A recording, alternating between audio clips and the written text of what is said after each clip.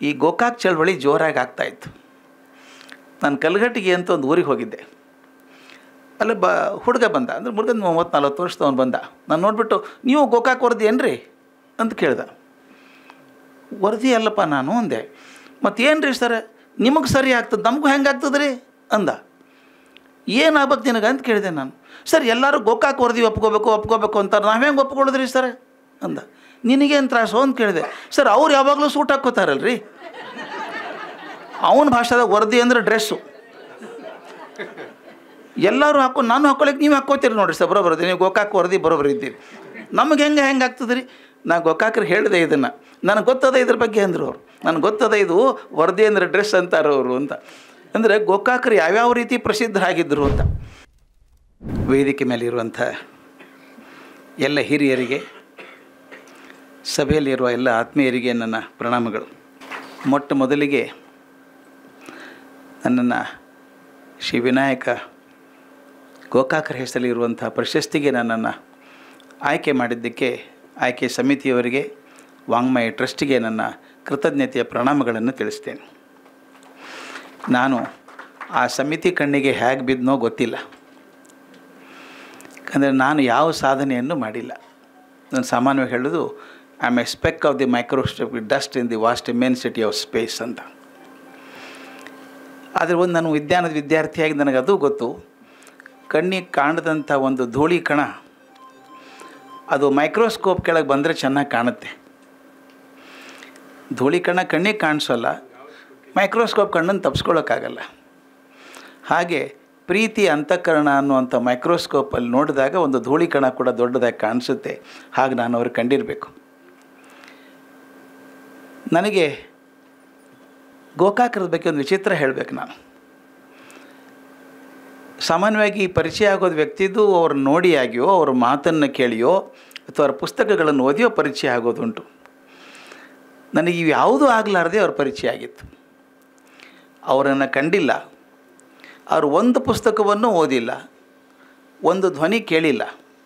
ಆದರೆ ಗೋಕಾಕರ ಪರಿಚಯ ನಮ್ಮ ಮನೆಯಲ್ಲಿ ಎಲ್ರಿಗೂ ಚೆನ್ನಾಗಿತ್ತು. ನಾನು ಈಗ ಬಾಗಲಕೋಟೆ ಜಿಲ್ಲೆ ಆಗಿದೆ, ಮೊದಲು ಬಿಜಾಪುರ ಜಿಲ್ಲೆ ಬಿಳಿಗಿ ಅನ್ನೋವಂಥ ಹಳ್ಳಿಯಲ್ಲಿ ಹುಟ್ಟಿದವನು ನಾನು. ನನ್ನ ಸೋದರ ಮಾವ ತುಂಬ ಚೆನ್ನಾಗಿ ಕಲ್ತಂಥವನು, ಎಮ್ ಎ ಆಗಿದ್ದ. ನನ್ನ ಸೋದರ ಮಾವ ಗೋಕಾಕರ ಸ್ಟೂಡೆಂಟ್.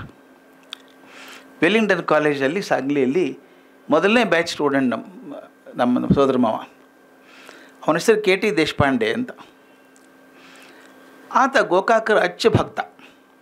ಎಷ್ಟರ ಮಟ್ಟಿಗೆ ಭಕ್ತ ಅಂದರೆ ಅವ್ರ ಪುಸ್ತಕ ಎಲ್ಲ ಮನೆಯಲ್ಲಿರಬೇಕು. ಅವರು ಆ ಕವನಗಳನ್ನು ತಾನೇ ಹಾಡ್ತಿದ್ದ. ಬಂದು ಗೋಕಾಕರ ಹಾಡು ಕೇಳು. ಹೀಗಾಗಿ ಯಾರು ಗೋಕಾಕರು ಅಂತ ನಮ್ಗೆ ಗೊತ್ತಿಲ್ಲ, ಆದರೆ ಗೋಕಾಕರ ಹಾಡು ಮಾತ್ರ ಕೇಳ್ತಾ ಇದ್ವಿ ನಾವು. ಮೊದಲನೇ ಬ್ಯಾಚ್ ಸ್ಟೂಡೆಂಟ್ ಬಗ್ಗೆ ವಿಶೇಷ ಪ್ರೀತಿ ಇರ್ತದೆ ಯಾವಾಗಲೂ. ಹಾಗೇನೆ ಎಲ್ಲ ಮೇಷ್ಟ್ರುಗಳಿಗೂ ಮೊದಲನೇ ಬ್ಯಾಚ್ ವಿದ್ಯಾರ್ಥಿಗಳು ಖಂಡಿತ ನೆನಪಿರ್ತಾರೆ. ನನಗೆ ಇವತ್ತು ನೆನಪಿದ್ದಾರೆ. 52 ವರ್ಷಗಳ ಹಿಂದೆ ನನ್ನ ಪ್ರವಾಸ ಶುರು ಆದದ್ದು. 72ಕ್ಕೆ ನಾನು ಪಾಠ ಮಾಡೋಕ್ಕೆ ಶುರು ಮಾಡಿದ್ದು ಕಾಲೇಜಲ್ಲಿ. 52 ವರ್ಷ ಆಯ್ತು ಈಗ. ಅದು ಮೊದಲನೇ ಬ್ಯಾಚಿನ ಸ್ಟೂಡೆಂಟ್ಸ್ ಎಲ್ಲರೂ ನೆನಪಿದೆ ನನಗಿನ್ನ. ಹಾಗೆ ನನ್ನ ಕೆ ಟಿ ಮಾಮ, ಅವ್ನಿಗೆ ಯಾಕೆ ಹೆಸರು ಬಂತು ಒಂದು ವಿಚಿತ್ರ. ಅದು ಕೆ ಟಿ ದೇಶಪಾಂಡೆ ಅನ್ನೋದು ಗೋಕಾಕರವ್ರನ್ನ ಯಾವತ್ತೂ ಕೆ ಟಿ ದೇಶಪಾಂಡೆ ಅಂತ ಕರೀಲಿಲ್ಲ ಅಂತ, ಕೆ ಟಿ ಬಾಯಿಲ್ಲೆ ಅಂತ ಕರೆಯೋದು. ಉತ್ತರ ಕರ್ನಾಟಕ ಪರಿಚಯ ಇದ್ದವ್ರಿಗೆ ಗೊತ್ತಿದೆ, ಕೆ ಟಿ ಅಂದರೆ ಸ್ಪೆಷಲಲ್ಲಿ ಚಹಾ, ಸ್ಪೆಷಲ್ ಚಾಗೆ ಕಾಂಗೋ ಟೀ ಅಂತ ಇರ್ತಿತ್ತು, ಅದನ್ನು ಕೆ ಟಿ ಅಂತ ಕರೆಯೋರು. ಅದಕ್ಕೆ ಅವ್ರು ಯಾವಾಗಲೂ ಇವನ್ನ ಕೆ ಟಿ ಬಾಯಿಲೆ ಅಂತ ಕರಿತಿದ್ರಂತೆ. ನಮ್ಮ ಮನೇಲಿ ಒಂದು ಫೋಟೋಗ್ರಾಫ್ ಇತ್ತು. ಅದು ಶ್ರೀರಂಗರು ಮಾಡಿದ ನಾಟಕ, ಸಂಧ್ಯಾಕಾಲ ಅನ್ನೋ ನಾಟಕ. ಆ ಸಂಧ್ಯಾಕಾಲ ನಾಟಕದಲ್ಲಿ ಗೋಕಾಕರು ಪಾತ್ರ ವಹಿಸಿದ್ರು, ನನ್ನ ಸೋದರ ಮಾವ ಎಲ್ಲರೂ ಭಾಗವಹಿಸಿದ್ರಂತೆ. ಶಿಕ್ಷಕರು ವಿದ್ಯಾರ್ಥಿಗಳು ಕೂಡ ಮಾಡಿದಂಥ ನಾಟಕ. ಆ ಫೋಟೋ ನಮ್ಮ ಮನೇಲಿ ಇರೋದು. ಹೀಗಾಗಿ ನಾನು ಗೋಕಾಕರನ್ನ ಆವಾಹನೆ ಮಾಡಿಕೊಂಡದ್ದು ಅವ್ರನ್ನ ಕಾಣದೇ ಇದ್ದಾಗ, ಅವ್ರ ಪುಸ್ತಕಗಳನ್ನು ಓದದೇ ಇದ್ದಾಗ, ಅವ್ರನ್ನ ನೋಡದೇ ಇದ್ದಾಗ. ಆದರೆ ಮುಂದೆ ನೋಡೋ ಅವಕಾಶ ಬಂತು, ಸಾಕಷ್ಟು ಸಲ ನೋಡೋ ಅವಕಾಶ ಬಂತು. ನಾನು ಮೊಟ್ಟ ಮೊದಲನೇ ಬಾರಿಗೆ ನನ್ನ ವಿಷಯ ರಸಾಯನಶಾಸ್ತ್ರವನ್ನು ಬಿಟ್ಟು ಹೊರಗಡೆ ಉಪನ್ಯಾಸ ಮಾಡಿದ್ದು ಗೋಖಲೆ ಇನ್ಸ್ಟಿಟ್ಯೂಟಲ್ಲಿ. ಅದಕ್ಕೆ ಕಾರಣ ರಾಜರತ್ನಂ ಅವರು. ರಾಜರತ್ನಂ ನಮ್ಮ ಕಾಲೇಜಿಗೆ ಬರೋರು, ತಪ್ಪದೇ ಪ್ರತಿ ಶನಿವಾರ ಬಂದು ಒಂದು ಪಾಠ ಮಾಡೋರು. ಸನಾತನ ಧರ್ಮ, ವೈಲಿಯವರು ಹೇಳಿದರೆ ಸನಾತನ ಧರ್ಮದ ಬಗ್ಗೆ ಸೀರೀಸ್ ಪಾಠ ಮಾಡೋರು. ಪ್ರತಿ ಶನಿವಾರ ಬರೋರು ಮಲ್ಲೇಶ್ವರಂ 17 ಕ್ರಾಸಿಂದ ಅವ್ರು ಬನ್ನಿ ವಿದೇಹ ಆಟೋದಲ್ಲಿ ಬರೋರು ಬೆಳಗ್ಗೆ ಬೇಗ ಬಂದುಬಿಡ್ಬೇಕು. ನನ್ನ ಲ್ಯಾಬ್ರಾಟ್ರಿ ಜಾಗ ಇರ್ತಿತ್ತು, ಅಲ್ಲಿ ಕೂಡೋರು ಕೂತು ಮಾತಾಡೋರು. ಅವರಿಂದಾಗಿ ನಾನು ಬರೆಯೋಕ್ಕೆ ಶುರು ಮಾಡಿದ್ದು. ಅವ್ರು ಸುಧಾದಲ್ಲಿ ಆವಾಗ ವಿಚಾರ ರಶ್ಮಿ ಅಂತ ಒಂದು ಕಾಲಮ್ ಬರೀತಾಯಿದ್ರು, ಭಾಳ ಪ್ರಸಿದ್ಧವಾದಂಥ ಕಾಲಮ್ ಅದು. ನಾನು ನೀವು ಬರೀರಿ ಅಂತ ಹೇಳಿ ಎಷ್ಟೋ ಸಲ ಅವರು ಒತ್ತಾಯಕ್ಕೆ ಮಣದ ಬರೆದಿದ್ದೇನೆ ಹೊರತಾಗಿ ಪ್ರೀತಿಯಿಂದ ಬರಲಿಲ್ಲ. ಮೊದಲು ನಾನು ಬರೆದೆ, ಪಬ್ಲಿಷ್ ಆಯಿತು. ಇದು ಬರಹಗಾರಿಗೆ ಗೊತ್ತಿರುತ್ತೆ ಹೇಗಿರುತ್ತೆ ಅಂತೆ. ನಿಮ್ಮ ಮೊದಲನೇ ಲೇಖನ ಪಬ್ಲಿಷ್ ಆದಾಗ ಏನು ಸಂತೋಷ ಆಗುತ್ತೆ ಅಂದರೆ, ಮನೇಲಿ ಮೊದಲನೇ ಮಗು ಹುಟ್ಟಿದಾಗ ಏನು ಸಂತೋಷ ಆಗುತ್ತೋ ಅದೇ ಸಂತೋಷ ಇರುತ್ತೆ. ಒಂದು ಸಲ ಬಂದರೆ ಎರಡನೇದು ಮಾಡಬೇಕು ಅನಿಸುತ್ತೆ, ಮೂರನೇದು ಮಾಡಬೇಕು ಅನಿಸುತ್ತೆ. ಹೇಗೆ ಬರೀತಾ ಹೋದೆ. ಅಕಸ್ಮಾತ್ ಒಂದು ತಿಂಗಳು ಏನೋ ಲೇಖನ ಬರೆದೇ ಹೋದರೆ ರಾಜರತ್ನ ಯಾಕೆ ಬರೀಲಿಲ್ಲ ಅನ್ನೋರು. ಅವ್ರ ಮನೆಗೆ ಹೋಗ್ತಿದ್ದೆ ನಾನು. ಅವಾಗಿನ್ನೂ ಮದುವೆ ಆಗಿರಲಿಲ್ಲ. ಸೈಕಲ್ ತೊಗೊಂಡು ಹೋಗ್ಬಿಡೋದು, ಆ ಬ್ರಿಡ್ಜ್ ದಾಟಿದರೆ ಅವ್ರ ಮನೆ ಬರೋದು ರಾಜಾಜಿನಗರದಿಂದ.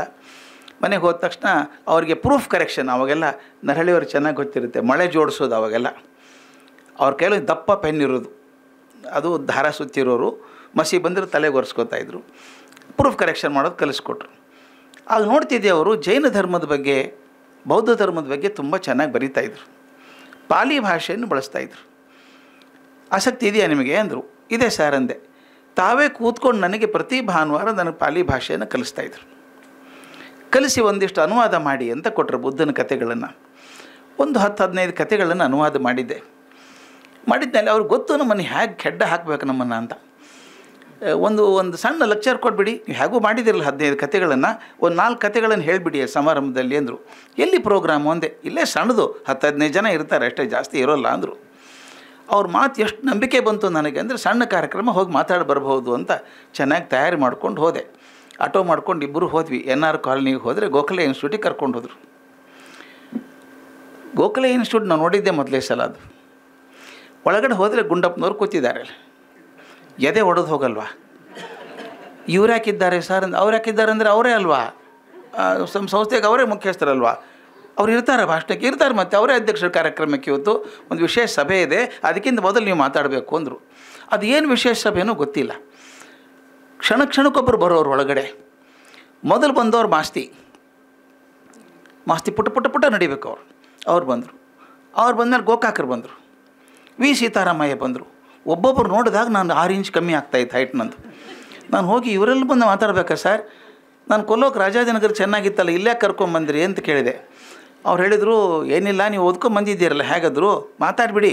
ಅವ್ರು ಹೇಳಿದ ಮಾತು ಹೇಳೋದು ಕಷ್ಟ, ನಾವೆಲ್ಲ ಮುಂದೆ ಕುಳಿತವ್ರು ಏನೂ ಗೊತ್ತಿಲ್ಲ ಅಂತ ಹೊಡೆದ್ಬಿಡಿ ನೀವು ಅಂದರು. ಹಂಗೆ ಹೇಳೋಕ್ಕಾಗತ್ತೆ ರೀ, ಕೂತವ್ರು ಕಾಣಿಸಲ್ವ ಮುಂದೆ. ಮೊದಲು ಚಳಿ ಆಯಿತು. ಒಂದು 15 ಆದ್ಮೇಲೆ ಸರಿಯಾಗಿ ಒಂದು 40 ನಿಮಿಷ ಮಾತಾಡಿದೆ. ಒಂದು 6-7 ಕಥೆ ಹೇಳಿದೆ, ಪಾಲಿ ಭಾಷೆಯಿಂದ ಅನುವಾದ ಮಾಡಿದ್ದನ್ನು. ಮುಗಿದ ಮೇಲೆ ಹೆದರಿಕೆ ಶುರು ಆಯಿತು, ಏನು ಹೇಳ್ತಾರೋ ಅಂತ. ಮಾಸ್ತಿ ಪುಟ್ಟ ನಡ್ಕೊಂಡ್ಬಂದರು.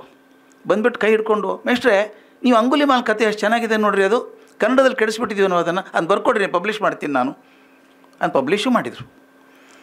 ಆಗ ಗುಂಡಪ್ಪನವ್ರ ಸ್ಟೈಲ್ ಬಂದು ಬೆನ್ನ ಮೇಲೆ ರಪ್ ಅಂತ ಹೊಡೆದು ಭೇಷ್ ಅಂದರು, ಹೋದರು. ಗೋಕಾಕರು ಬಂದರು.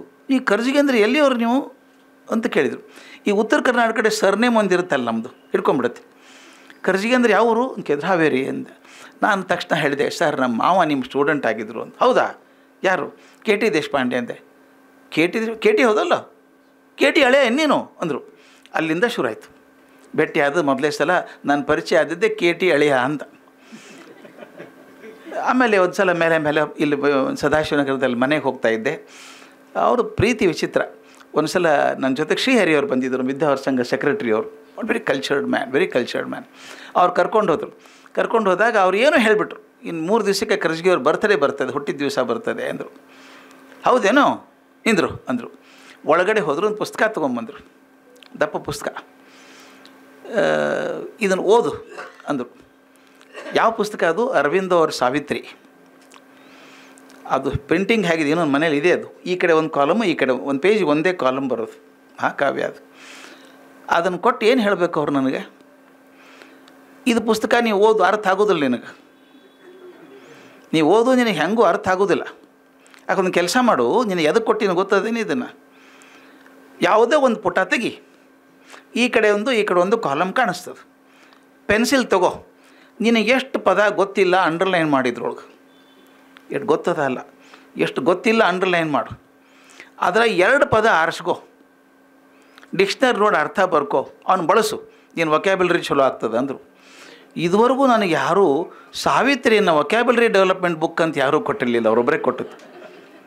ಅವ್ರು ಹೇಳೇ ಕೊಟ್ಟಿದ್ದು, ನಿನಗೆ ಅರ್ಥ ಆಗೋದಿಲ್ಲಿದು, ನೀವು ಓದಬೇಡ, ಡಿಕ್ಷನರಿ ತೊಗೊಂಡು 2 ಪದ ತಿಳ್ಕೊ ಅಂತ. ನೀವು ನಂಬಲಿಕ್ಕಿಲ್ಲ, ನಿಜವಾಗ್ಲೂ ಮಾಡಿದೆ ನಾನು. ಇಟ್ ರಿಯಲಿ ಹೆಲ್ಪ್ಡ್ ಮಿ. ಆಮೇಲೆ ಸ್ವಲ್ಪ ಓದೋದಕ್ಕೆ ಪ್ರಯತ್ನ ಮಾಡಿದೆ. ಆಮೇಲೆ ಬೇರೆ ಗೋಕಾಕ್ರ ಸೆನ್ಸ್ ಆಫ್ ಹ್ಯೂಮರ್ ಅದ್ಭುತ. ಒಂದು ಸಲ ಹೋದಾಗ ಅವ್ರು ಸ್ಕೂಟ್ರ್ ಮೇಲೆ ಹೋಗಿದ್ದೆ, ಮನೆಗೆ ಹೋಗಿ ಅವ್ರ ಹತ್ರ ಮಾತಾಡಿ ಹೊರಗೆ ಬರುವಾಗ ಬಂದೆ, ಸ್ಕೂಟ್ರ್ ಕೀಲಿಕ್ಕೆ ಅಲ್ಲೇ ಬಿಟ್ಟು ಬಂದಿದ್ದೀನಿ. ಮತ್ತು ಬಾಗಿಲು ಸಪ್ಪಳ ಮಾಡಿದೆ, ಬೆಲ್ ಮಾಡಿದೆ. ಮತ್ತೇನು ಅಂದರು, ಸರ್ ಕೀಲಿಕಾಯಿ ಬಿಟ್ಟು ಹೋಗೇನೆ ತೊಗೊಂಡು ಹೋಗ್ಬೇಕಲ್ಲ ಅಂದೆ. ನೀ ಎಂಥವನೋ ನೀನು, ನಿಮ್ಮ ಮಾವ ನಂದು ಕೀಲಿಕಾಯಿ ತೊಗೊಂಡು ಹೋಗ್ತಿದ್ದ, ನಿನ್ನ ಕೀಲಿಕಾಯಿ ಬಿಟ್ಟು ಹೋಗ್ತಿ. ಅದರ ತಕ್ಷಣ ಹೊಳೆಯೋದವರಿಗೆ, ನಿಮ್ಮ ಮಾವ ನನ್ನ ಕೀಲಿಕಾಯಿ ತೊಗೊಂಡು ಹೋಗ್ತಿದ್ದ, ನಿನ್ನ ಕೀಲಿಕಾಯಿ ಬಿಟ್ಟು ಹೋಗ್ತಿ, ಹಿಂಗೆ ಮರುಗಳು ಆಗಬೇಡ ನೀನು ಅಂತನೋರು. ಅವ್ರ ಬಗ್ಗೆ ಹೇಳ್ತಾ ಹೋದ್ರೆ ಭಾಳಷ್ಟು ಹೇಳ್ಬೋದು. ಆ ಡ್ರೆಸ್ಸು, ಕೋಟ್ ಸೂಟ್ ಇರಬೇಕು ಯಾವಾಗಲೂ, ಕ್ಲೋಸ್ ಕಾಲರ್ ಕೋಟ್. ಡ್ರೆಸ್ ಬಗ್ಗೆ was very particular, especially when you went out. ಭಾಳ ಚೆಂದ. ಅದಕ್ಕೊಂದು ತಮಾಷೆ ಆಗಿತ್ತು. ಈ ಗೋಕಾಕ್ ಚಳವಳಿ ಜೋರಾಗಿ ಆಗ್ತಾಯಿತ್ತು. ನಾನು ಕಲ್ಗಟ್ಟಿಗೆ ಅಂತ ಒಂದು ಊರಿಗೆ ಹೋಗಿದ್ದೆ. ಅಲ್ಲಿ ಹುಡುಗ ಬಂದ, ಅಂದರೆ ಮುರುಗನ್ 30-40 ವರ್ಷದವನು ಬಂದ. ನಾನು ನೋಡಿಬಿಟ್ಟು, ನೀವು ಗೋಕಾಕ್ ವರದಿ ಏನ್ರಿ ಅಂತ ಕೇಳ್ದೆ. ವರದಿ ಅಲ್ಲಪ್ಪ ನಾನು ಅಂದೆ. ಮತ್ತೇನು ರೀ ಸರ್, ನಿಮಗೆ ಸರಿ ಆಗ್ತದೆ, ನಮಗೂ ಹೆಂಗೆ ಆಗ್ತದೆ ರೀ ಅಂದ. ಏನಾಗ್ಬೇಕು ನಿನಗೆ ಅಂತ ಕೇಳಿದೆ ನಾನು. ಸರ್ ಎಲ್ಲರೂ ಗೋಕಾಕ್ ವರದಿ ಒಪ್ಕೋಬೇಕು ಅಂತಾರೆ, ನಾವು ಹೆಂಗೆ ಒಪ್ಕೊಳ್ಳೋದ್ರಿ ಸರ್ ಅಂದ. ನಿನಗೇನು ತ್ರಾಸು ಅಂತ ಕೇಳಿದೆ.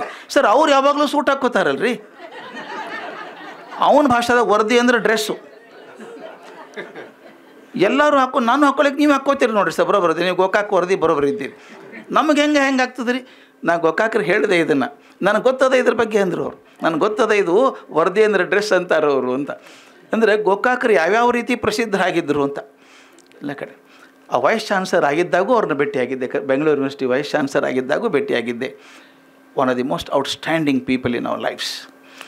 ನಾವೆಲ್ಲರೂ, ನನಗಂತೂ ಸಂತೋಷ ಆಗೋದಂದರೆ ಅಂಥವ್ರು ನಮ್ಮ ಜೀವನದಲ್ಲಿ ನೋಡಿದ್ವಲ್ಲ ಅನ್ನೋದೇ ಒಂದು ಭಾಗ್ಯ. ನಂದು ಅಂಥವ್ರನ್ನ ಕಂಡುವಲ್ಲ.